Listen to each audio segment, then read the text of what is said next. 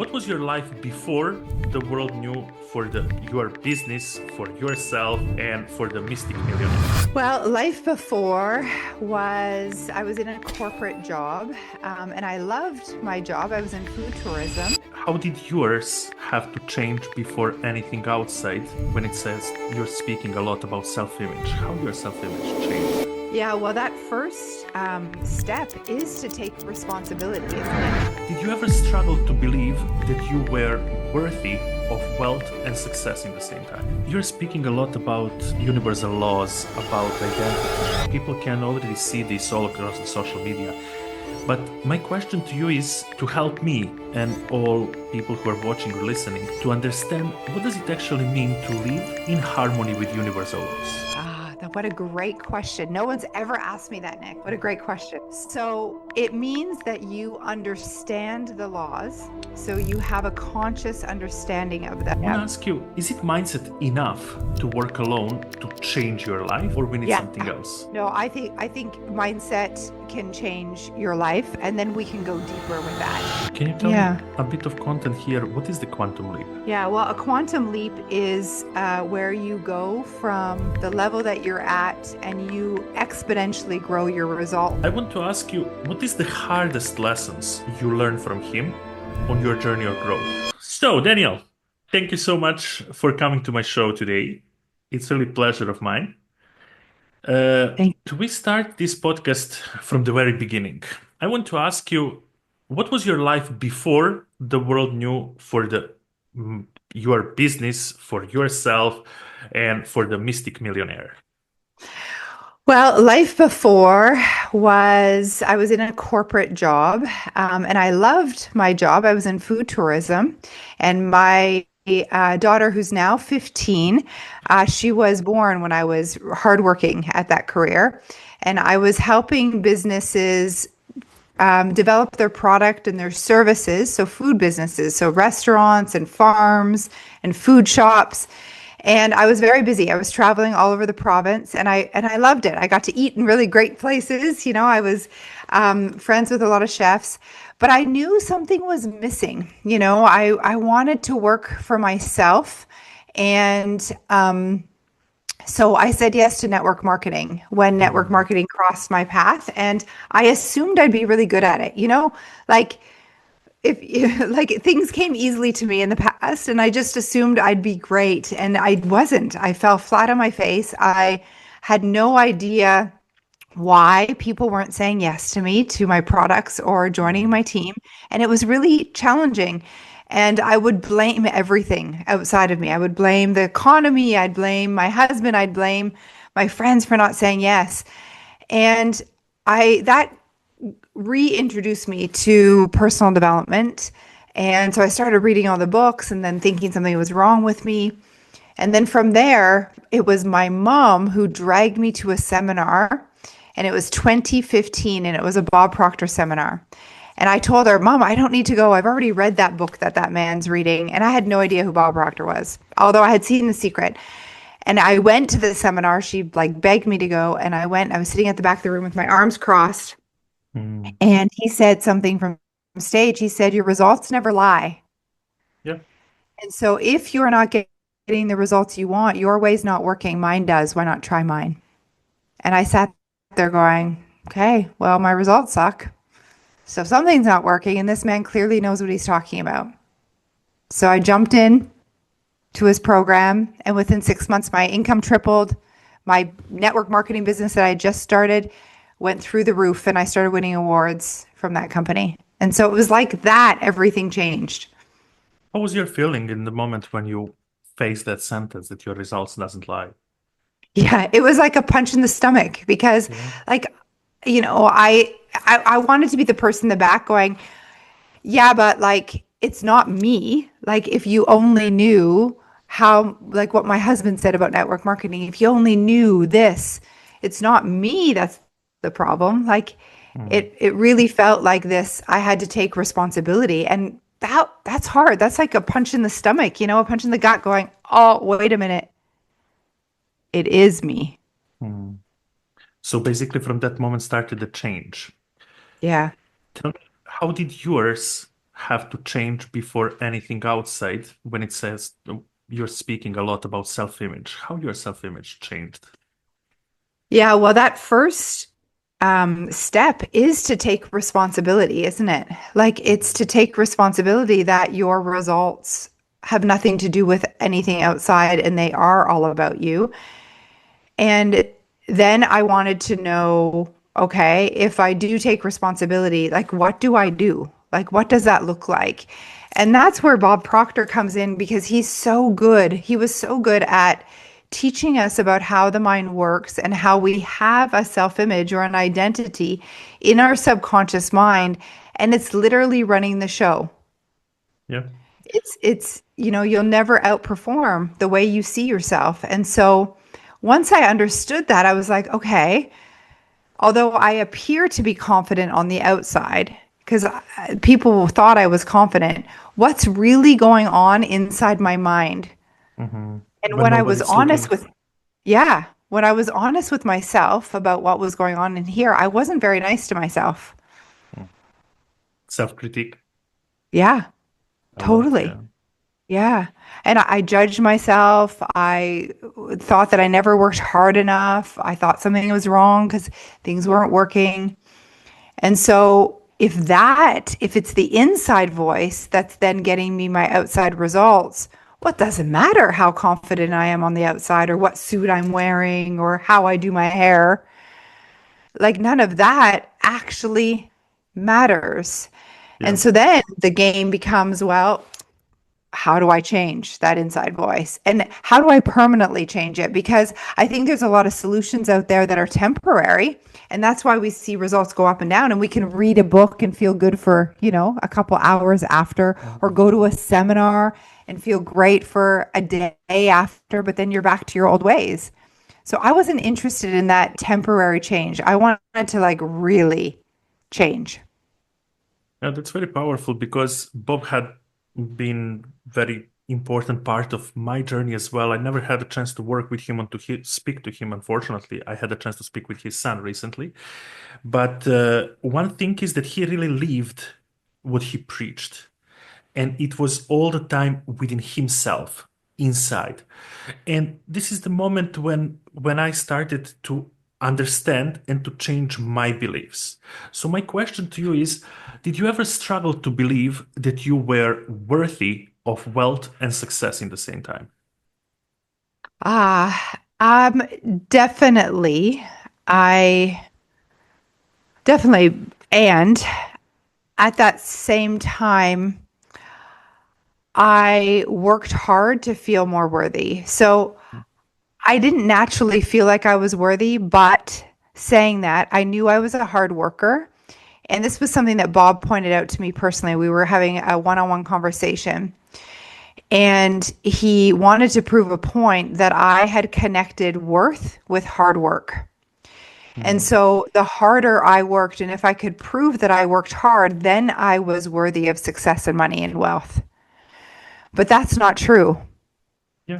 We're worthy just because we're human, but I didn't believe that. And so to answer your question, did I struggle? Yeah, in the beginning, but then what I did is I just worked harder and was willing to like be the sweatiest one in the room, the one that like had her hands the dirtiest to prove that I was the hardest working and then worthy of the success.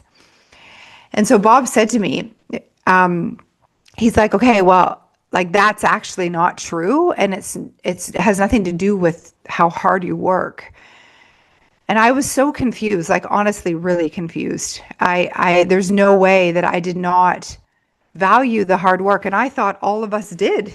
I thought that's how you got success and wealth. And so he said to me, okay, well, I've got two people and I've got $1 million in a briefcase and I have two people in front of me. Which one do I give it to? I want you to help me decide.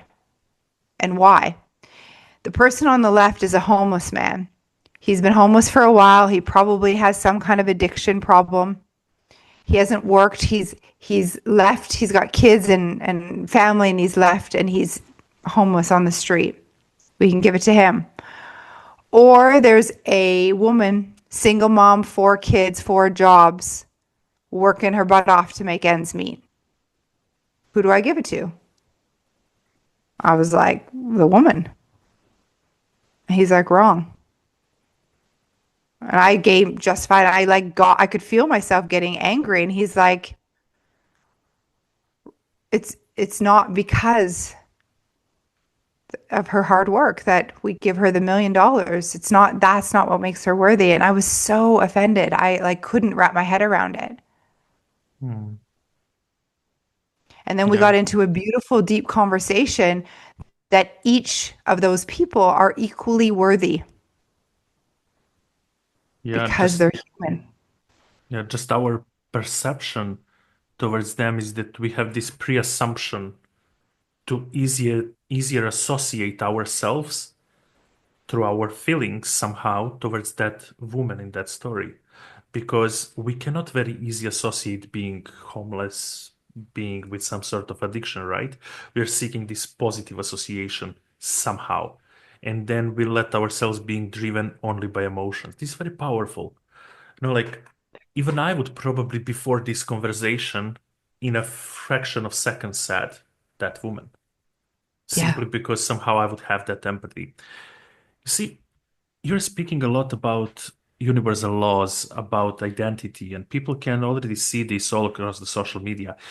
But my question to you is to help me and all people who are watching or listening to understand what does it actually mean to live in harmony with universal laws. What a great question. No one's ever asked me that, Nick. What a Thank you. great question. So it means that you understand the laws. So you have a conscious understanding of them. And that means that you've been educated through books, through mentorship, through programs, through courses. And the first step is to have a conscious understanding of the law. And then to be in harmony with it means that you act with that understanding. So another word would be praxis.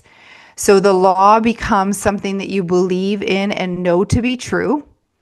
And then you act as if you believe it. And so Hmm. your actions back that. And so that's what praxis means.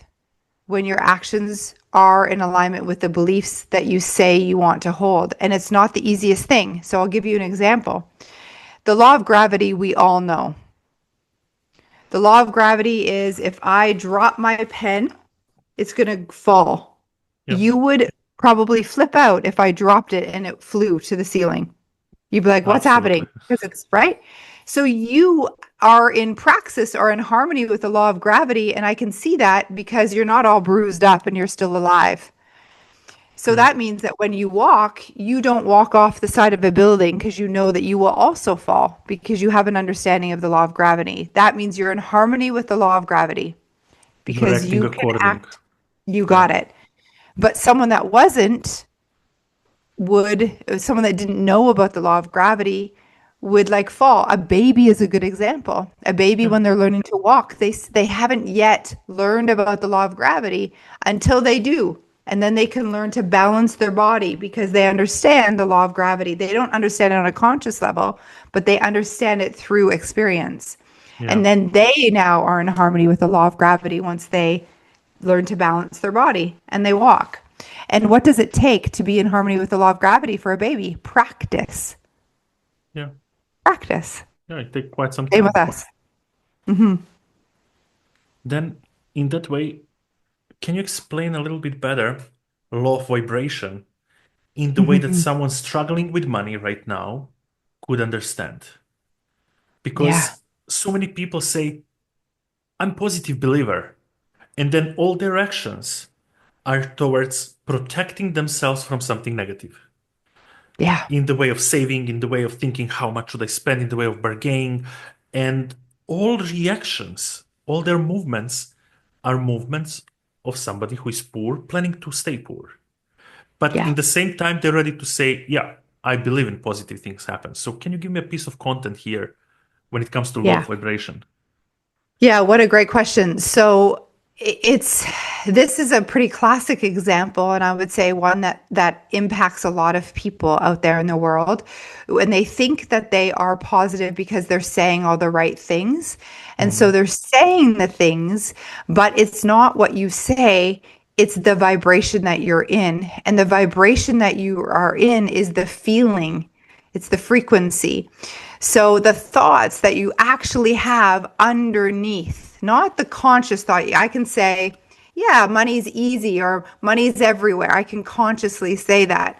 But if in under my subconscious mind, in my subconscious mind and in my body, I don't feel that, then that will be the reaction that you get, because that's what the law of vibration states. And so, and ultimately, you'll act in a way that you actually feel. So your thoughts, your deep thoughts that are in your subconscious mind, they're going to lead to the way you feel. And you can't fake feeling a certain way. I mean, you Yeah. can't fake being prosperous if you are worried about your bank account. And then that's going to lead to the action. And so what's interesting is people will say, yes, like I believe in this law, but then they go out, to your point, and they're at the grocery store and they see a row of strawberries and they have made a commitment to eat organic for their health. But they get them in front of them, even though they desire the organic strawberries, they choose the cheap ones. Yeah, by the And price. right there, they're not in alignment, they're not in harmony with the law. Because if they truly believed, they would choose based on desire, not based on what's in their bank account right now. And they do that because even though they say they believe and they say that they're in abundance, their actions show that they actually don't believe, and they're literally out of alignment. And so then the law of vibrations not only responding to their action, because here's the thing, they could have bought the organic ones but still been worried, and they would have still got the same outcome. Yeah. Because the law is not responding to the action, it's responding to the vibration or the frequency or the energy that you are in when you take that action. And if you are scarce and worried about money, then that's what you are attracting into your life. More circumstances, more experiences for you to feel the lack and the limitation. And that's the truth. And that's why you can't fake it. And though there is internal work that you can do to change your beliefs and actually become in alignment with this so that you can be in a positive vibration, and it's real, it's authentic, and it takes something. It takes some thinking work. It takes some belief changing work and repetition. It's my favorite topic because I grew up in a family of my mother and my father were just workers, and decision we used to make in my childhood in the home were based on can we afford them? Not based on are they good or bad decision. What's the outcome of those decisions? Is there a better outcome of the decision so that we start thinking in the way, okay, let's see how can we afford it? No, we were making them simply, are we able to afford them or not? And my biggest mindset shift belief when it comes about money, and I as well want to hear what was yours, is I was working very closely with a guy called Josh Forty for 7 or 8 months. And one thing which he taught me is that, Nick, in the moments of crisis, the money doesn't go from our planet. It's still on our planet. So when you tell me that it's crisis, market shifts, people don't buy, that's your belief, which is not true. We are not allocating money on the moon, on the Mars, so that you have to do some magic. It's still over here. It still Yeah. stay with people who have it. You just have to find a way how to operate with that. This was mindset shift for me when it comes to money. And I'm curious, what was your biggest mindset shift belief when it comes to money, starting working with Bob? Yeah, that's a great story that you share, Nick, because it's so true. That Bob used to say, well, this is in one of our lessons of thinking results. He's like, where's the money? Wherever it is right now. Like, it's always here. Yeah. It's not that it goes to Mars. It's like always here with the people that have it. And so it's your belief that it's a downfall in the economy. I love that.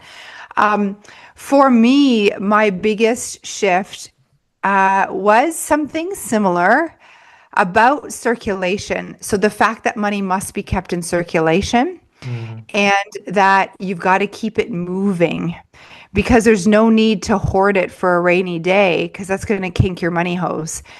And so allow it, and I use the infinity sign, and it's part of my Yeah. logo actually, because if you can see money as it is infinite, there is an infinite supply, and it literally follows the infinity sign. I pay one person, that person pays another person, who pays another person, who pays another person, who pays me. And it's like just moving through. And it's meant to be moved. It's we there's no lack or limitation of it, and Mm. there's always more of it. And just because I have money doesn't take away the fact that you can have money. I Yeah. don't take it away from anyone. That was huge for me because it did feel like for a long time that the only way I'd have it is if I was a really good saver. And now I do agree that saving is a good thing if it's seen as investment and then your money's making money for you, because then I believe it's moving. There's Mm. still movement there, right? But if you're saving it in a jar for a rainy day, you're taking it out of circulation, and then more can't come to you because you're not using the money you have. You're not keeping that money in circulation.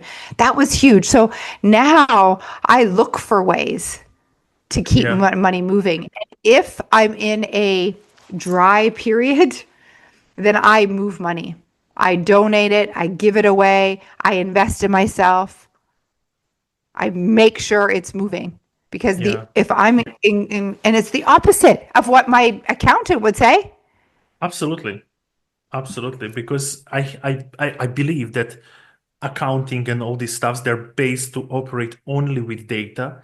And this comes from school, but somehow school doesn't teach us to question why. They teach us just to follow the certain rules. I want Yeah. to ask you, is it mindset enough to work alone to change your life, or we need Yeah. something else? No, I think mindset can change your life, and then we can go deeper with that. And when I say mindset, I don't only think about thinking. I think about how. So mindset to me is the fact that we operate on three planes: our spiritual, intellect, and physical plane. And Mm. mindset incorporates all of that. So what some coaches and spiritual teachers now talk about energetics, I believe that is part of mindset.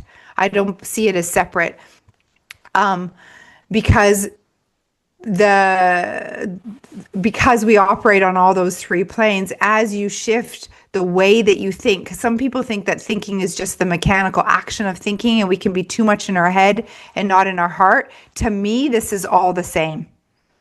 Yeah, the that's the way interesting. you feel is because of that thinking, and you can't separate them. So to me, mindset is very much an inclusive concept. It's not just a conscious thought. It's actually Mm. also the deep unconscious thoughts and the way that you feel, which is your heart. Is there a difference between thinking positively and actually shifting your frequency? Yes, because when you think positive, you can think positively on a conscious level and not actually become emotionally involved with that thought. And if you do not become emotionally involved with the thought and you keep it in your conscious mind, it will not change your frequency. So I'll give you an example. You could think, one day I'd like to fly in a private jet. And this thought can be a one day thought that you keep in your conscious mind up here, but you don't allow yourself to get ever emotional about it. And that means it doesn't drop into your subconscious mind. So it's just a thought in your conscious mind. One day I want to be on a private jet, and that will feel really good. But you're just like talking about it. No emotion, no embodiment at all. Nothing will happen about that jet. 5 years, 10 years, still no jet experience for you, because it hasn't gone into the subconscious mind and you haven't become emotionally involved with it. The moment you take that thought or that idea and you allow yourself to become emotionally involved with it, what does that mean?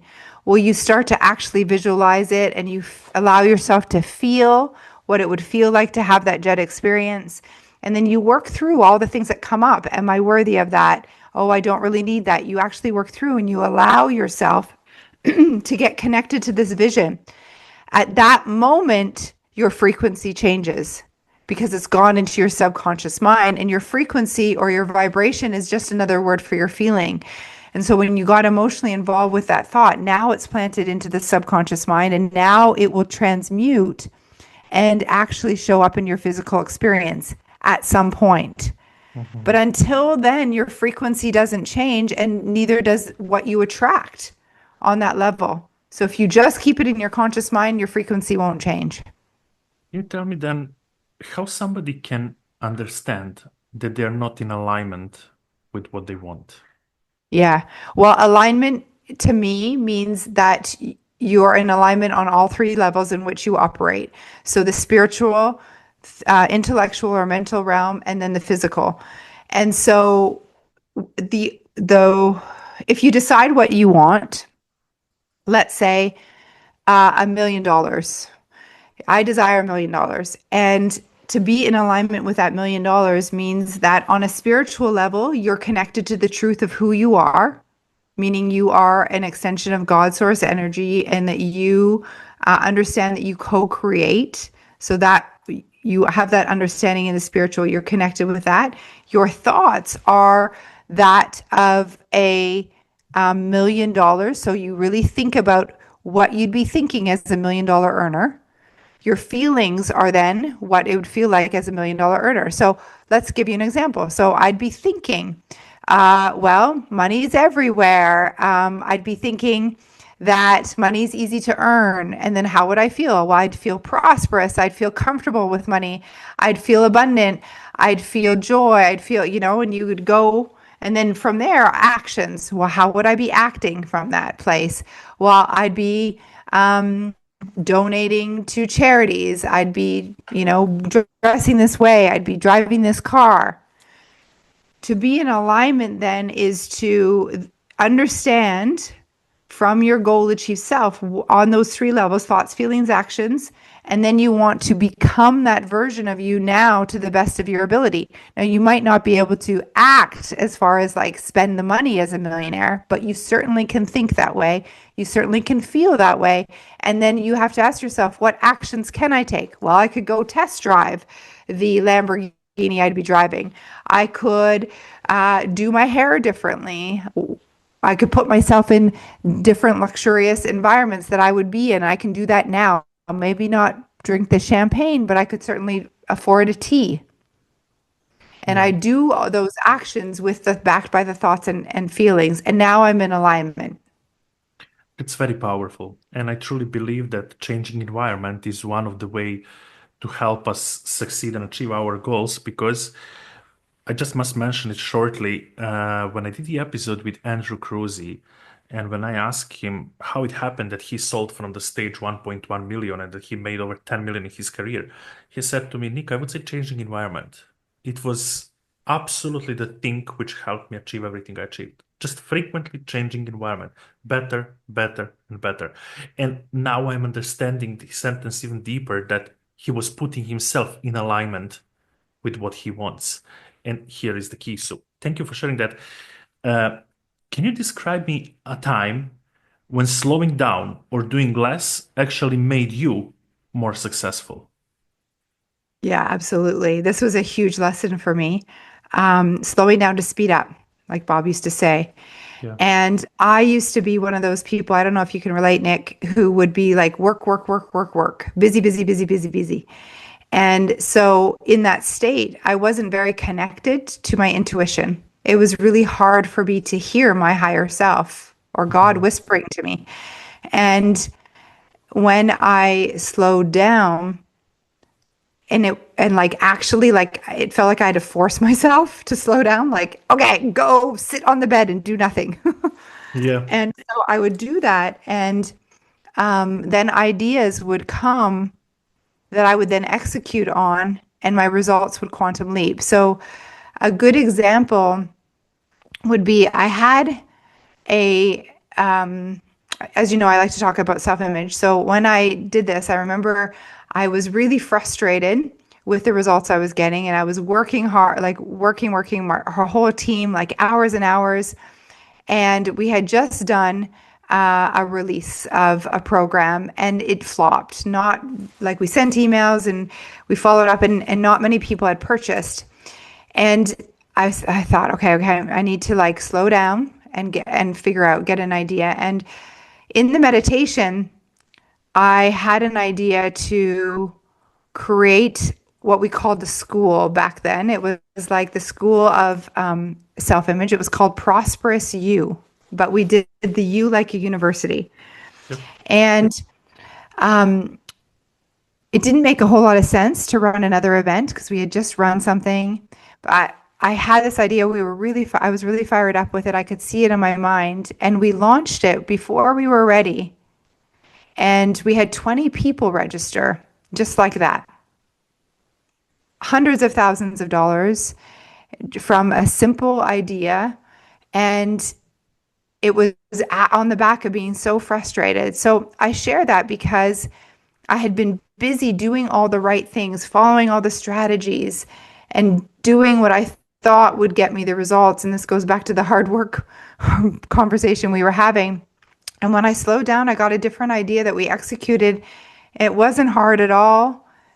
We barely did a lot for it, and 20 people said yes on the back of it. It's powerful.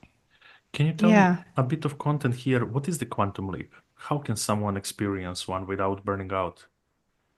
Yeah, well, a quantum leap is where you go from the level that you're at and you exponentially grow your results rather than like 1 + 1 is 2. You would be like 1 + 1 = 11. And that quantum leap is not the result of hard work. It's a internal psychological shift. And Price Pritchard wrote the book U Squared about exponential growth. I love that book. And another author that I refer to when I think of quantum leaping is Neville Goddard, The Power of Awareness. And he talks about how it's a psychological move. And so it's not about the action. It's about the internal shift, about how you see yourself. And so if you want to take a quantum leap, you want to really study how you're showing up and where you want to go. Make sure you have a very clear picture of the aiming point or the starting point, what Price Pritchard calls the aiming point, like as if you're playing darts. You want a very clear picture. And then understand that the moves you make will not be logical. They'll be illogical. And that's what creates a quantum leap. And you need a whole lot of courage for that. That's amazing. Thank you for this share.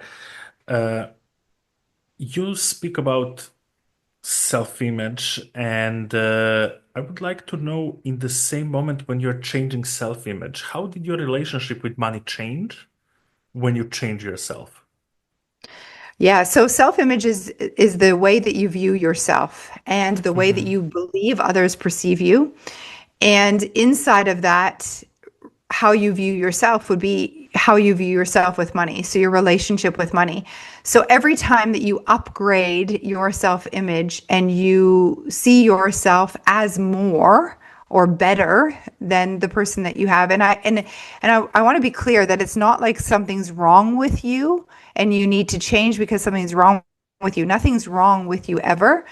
It's that the whole name of the game and why you desire more money and more anything is because it's natural for you to desire more, and it's the way that you grow. And growth is why you're here, right? And so when you upgrade your self-image and you become the next level version of you and you develop talents and skills and your perception of yourself changes, your relationship with money changes because you will become more valuable to the people that you serve as you walk your purpose. And so money shows up in increasing quantities because you're really focused on you. And you're focused on you for yourself, but more importantly, you're focused on you because of the impact in your purpose that you're here to make. And so as you get, and this comes back to the law of compensation, as you give more value in the world, you'll be compensated for that. And so as you become better and better at what you do in your purpose, you're going to be compensated for that. And that's all in relation to self-image. Is there uh, still people in nowadays world who feel guilty about getting wealthy or Oh my successful? And gosh. how do you see that? Yeah. Yeah. Don't you see that, Nick? I believe that with social media and with all the impact social media and influencers are making, more and more young people are chasing money. They're kind of like, I even can say you one example is that I recently hired a team of people to work in my second company about video editing. Uh, the guy is younger than me for 13 or 14 years. He felt absolutely certain to charge me thousands of dollars per month, which I completely agree. And then I asked myself, I would never have that courage in his age. Mm. So I realized that there's a change in generations, but I still believe that there are people who feel guilty of getting successful and rich, and they still think somehow negatively towards that. Yeah. How do you see Agreed. that? And what are Yeah. your thoughts? Mm. Well, I think that there's a very strong paradigm or programming culturally in society, in many cultures, where we are encouraged to be satisfied with what we have Mm. and be grateful what we already have. Because perhaps generations before us, like our grandparents, they didn't have very much. And Yeah, so we should be really grateful. And so that's been programmed. Like I can like close my eyes and hear my grandfather saying, be happy with what you got. Can't you be oh yeah, satisfied? You know? And I can hear his voice. That's a programming. That's part of the paradigm. So of course I'd feel guilty for wanting more because I'm going against what my grandparents and parents told me. But here's hmm, the thing. Can we, is it possible for it to be and? I'm grateful for what I have, and I'm grateful for all the blessings, and I desire more. So it's not an either or. Just because I desire more doesn't mean that I negate what I already have. Can it not be absolutely, an and? Yeah. And absolutely then I agree. would say the next thing to understand is that desire is actually God working through you. You have desires. You're given desires and ideas, desires for more, because it's the way in which you as a human will grow. And so Hmm. growth is the natural evolution of all things through the universe and God. Growth is change, and change is God Godding. So by you desiring something, you've got to go after it. And the version of you right now will not be the version that gets the thing. It has nothing to do with the thing. It has nothing to do with more money, the boat, the car, the house. It has nothing to do with that. That is the byproduct of the beautiful growth of you becoming more of who you truly are. And that's why you've been given the desire. So if you ignore that desire, I believe that's a sin. I absolutely agree with you because a short story of mine is that I was around 15 getting ready to study electronical engineering. And I had a thought that I want to leave my homeland country where I was born. I was born in a very small town, and I didn't want to pick up as a granted this lifestyle that I will be engineer and work in the suit somewhere, coming back home and living in pajamas or some casual clothes. And I said this to my father once, and I said to him, I would like to live somewhere on the ocean, next to the sea, in the tropical or sunny place. I love it. Maybe to have some coffee shop, but to be free.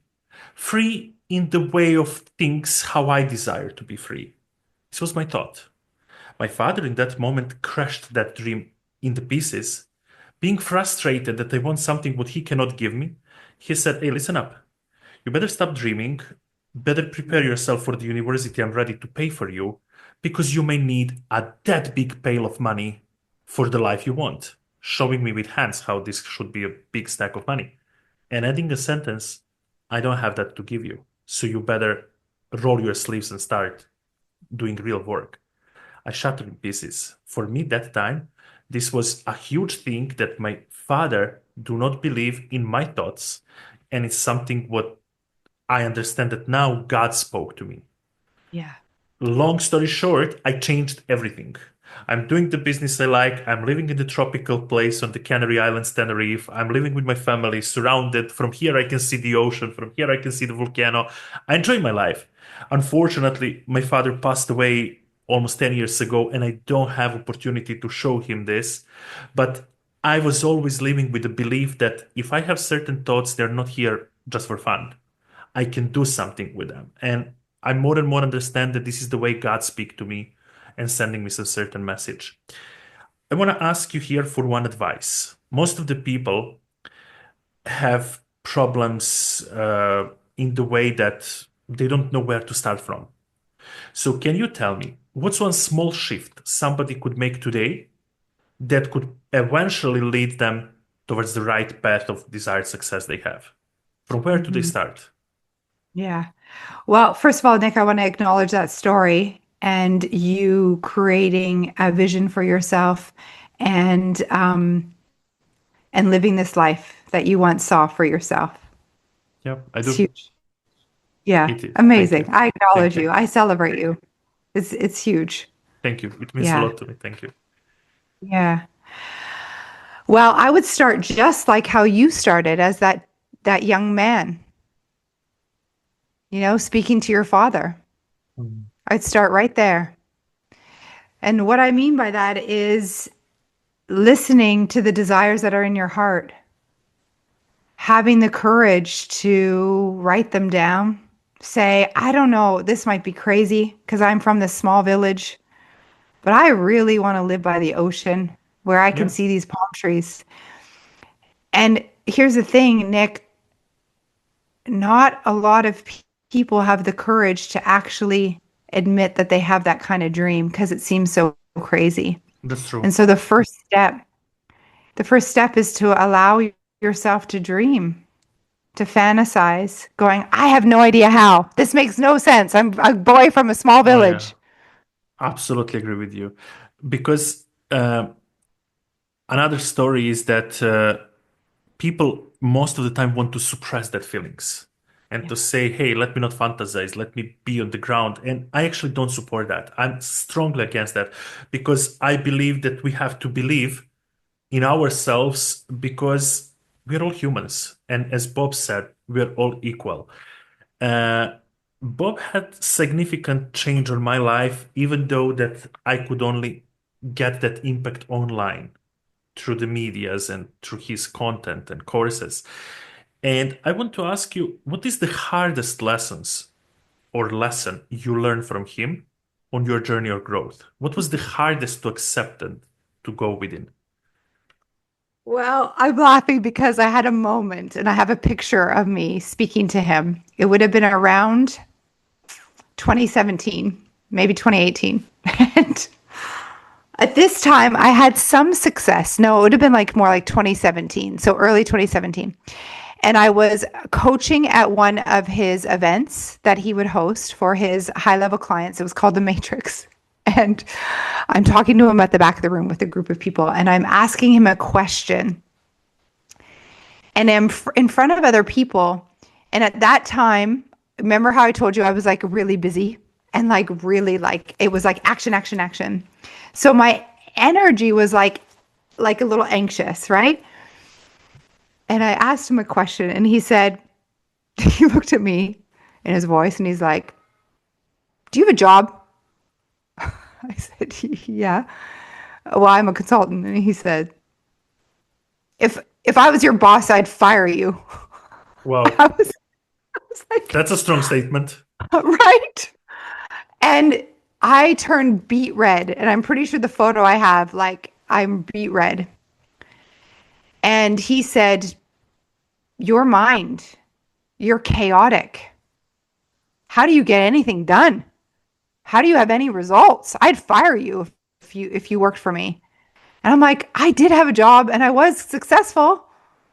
But he was Yeah, right. What he was picking up on, he was using his intuition to read my energy. And I was not using my will muscle to focus my mind It was all over the place. And so my results were all over the place because my outside results are a reflection of the inside. And he called me out and he said he'd fire me. And so I was like, okay, well, what do you mean? He said, you need to strengthen your will muscle. Mm, You have little discipline in your mind. And he was really like, "Arr." And he tough. said, I tell you exactly how to do that. He said, are you studying our program? I said, well, kind of. And he's like, not an excuse. You study and you focus on your will. And he said it like not in a mean way, but in a very like I know exactly what you need to do. And like you need to focus. And I didn't take it personally. I was embarrassed because we were with a lot of people. And I went to work. I strengthened my will so that I could focus on what I wanted and not be a plaything for the universe, not react to every little thing, not get myself down if something wasn't going right. I focused on my vision and my goal. And things started to really shift for me. But I needed that kick in the butt because he was right. I was all over the place. So that's a powerful story, but I want to ask you right now, did Bob ever challenge you in the way that changed you forever? Was this that way or some other situation? Well, I mean, that was before I was in his inner circle. Hmm. And I didn't know him. And I was actually quite nervous to speak to him because I knew that he could read your energy. And after that, when I was in his inner circle as a pin holder, a consultant, there were a few times, and I was mentoring with him one on one. So we'd have Zoom calls.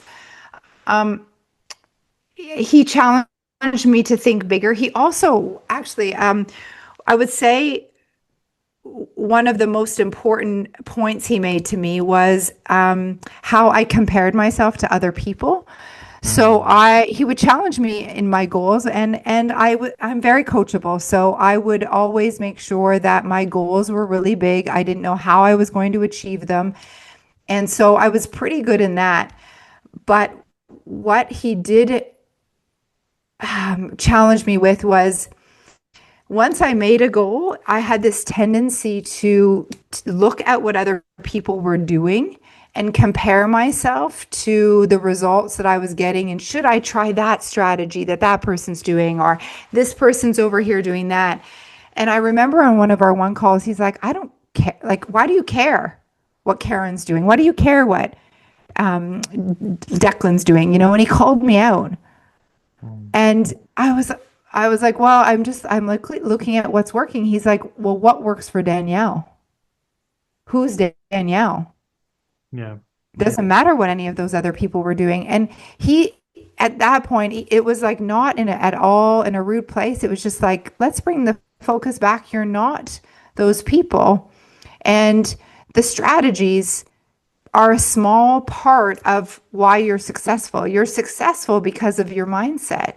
The strategy that you implement, as long as you believe in it, it will work. And he had a really loving conversation with me about like who I am and what he saw, he saw me as, and he reflected back to me Mm, my power.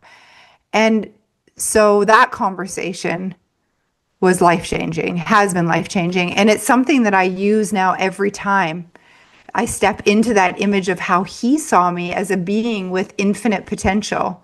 yeah. So even before this call, Nick, I take a few minutes and I take my pen to paper and I write, just like how Bob talked to me back then. That would have been like 2020, 2021. Very powerful. Yeah. Yeah. I have only a couple of questions more, and one of them is, what do your clients today think that they need, and what is the difference between what they need and they actually need in order to Mm. move forward? Yeah, funny. Well, we were just talking about strategy. A lot of people come into my world and they want coaching around what they should do, like as far as like in their business or how they price their products. Mm, And kind I of. they don't need strategy, or they'll want feedback on their website. And I'm like, you don't need that unless you believe you do. And so like that's actually doesn't matter. Like I said, it's if you believe in your website, if you believe in the actions you're taking, you're going to get the results. So let's instead go to work on who you are being when you execute the strategy. The thoughts you're having, the feelings you're having, those beliefs, and the action that you take, well, just as if you believe that it's good action, it will be good action. So and sometimes that frustrates them. Like, can you just tell me, like, how I need to do this? And I'm like, no, I actually won't, because Mhm. it's not up to me. It's up to Yeah, you. powerful. What do you think younger yourself would say if she could see you today? She'd be like, well, first of all, she'd be like, I can't believe, like, what a glow up. Like, I look so different. Like, Nick, if you Yeah, saw pictures like 10 years ago, I look like my face has changed. I don't look the same. And I think she'd be like, you go, girl. Like, look at yeah, you, like that's rocking those powerful. clothes. And, I'm almost 50. And I feel like more alive and more like I'm someone in my 30s than I did back in my 30s. If I'm you I'm wearing clothes that I wouldn't have worn when I was 30 because I didn't have the confidence. And I think she'd give me a big high five. if you didn't say that, nobody would guess that. And I'm telling you that by energy you're spreading on the call and the way you look way younger and your energy is to the roof. One of my last questions for you is, do you believe that Bob made you fearless in the way Mm, of building your self-confidence, in the way of mm. who you are today? Okay, that's such a good question. And I just like got a shiver. Like I can feel Bob's energy here. He would say, I didn't do it. So he'd make sure that I was reminded that it wasn't Bob. So he didn't make me fearless. I made me fearless Mm. by understanding and taking on and embodying the truths that he told me. So he was the communicator of the laws. He was the teacher, he was the mentor, but I had to apply it and understand it and accept it to be my truth. And I would say I'm fearless because I know what I am. I know who I am. I know that I'm an extension of God's source energy that can be, do, and have anything that I desire. And it's my birthright. And it's because Bob shared that because he believed that to be who he was and embodied that so much that then I could believe that for myself. But Bob would remind me he couldn't believe for me. I had to do the thinking work for me. That's very powerful because I don't know, do you know that? But actually, your name on Hebrew means God is my judge. And I love what you're saying over here because you literally carry your name with a real meaning. For the very last question here, Daniel, I want to make is the name of this season is Inside Out. I'm seeking for one question. What is this? What must be inside of the person that once awoken and imitated in the outer world will lead to success? What is Mm. inside out for you? Well, inside out is exactly what we're speaking to know your truth, that you are an extension of God and that you came here for a purpose, and that purpose is far beyond you. It's an impact in this beautiful world, and every life that you touch is impacted because you have embodied the truth of who you are as ultimate light, beauty, love, God energy. Daniel, this episode is absolute fire. Thank you so much for being today with me. And I'm sure that I will invite you more on this podcast to we speak about similar topics because this is absolute fire. I'm thankful to you from the bottom of my heart. Thank you, Nick. And you are an incredible interviewer. So thank you for bringing that out in me. Thank you. Thank you. It's my pleasure.